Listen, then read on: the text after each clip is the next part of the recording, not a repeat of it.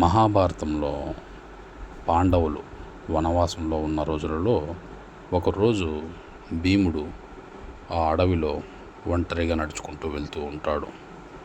అయితే అతడికి ఒక పెద్ద పెద్ద గర్జనలు, అరుపులైతే వినిపిస్తూ ఉంటుంది.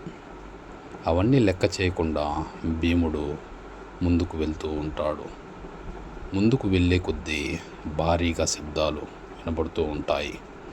అది ఏంటో తెలుసుకోవాలని అనుకుని వెళతాడు అటువైపు భీముడు.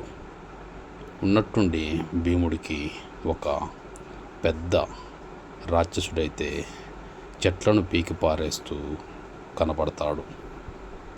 భీముడు అతడి ముందుకు వెళ్ళి నిలబడతాడు. అప్పుడు భీముని చూసినటువంటి రాక్షసుడు, ఎవరు నీవు? నా ముందుకు వచ్చి నిలబడతావా? నీకెంత ధైర్యం అని అడుగుతాడు.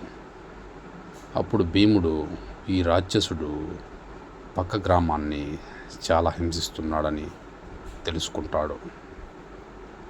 అప్పుడే వారిద్దరి మధ్య పెద్ద గంభీరమైనటువంటి గొడవ అయితే జరుగుతుంది. జరిగి భీముడు ఆ రాక్షసుడితో పోరాడి ఆ రాక్షసుని ఓడించి వధిస్తాడు. అలాగే పక్కనున్నటువంటి గ్రామానికి వెళ్ళి అక్కడున్న పిల్లలతో ఇలా అంటాడు, చూడండి పిల్లలు, ఇక నుంచి ఏ రాక్షసుడితోనూ మీకు ఎటువంటి ఇబ్బంది ఉండదు. మీ మీద దెబ్బ పడితే నా మీద పడ్డట్టే, నేను చూసుకుంటా అని చిన్న ప్రతిజ్ఞ అయితే చేస్తాడు ఆ గ్రామస్తులకి.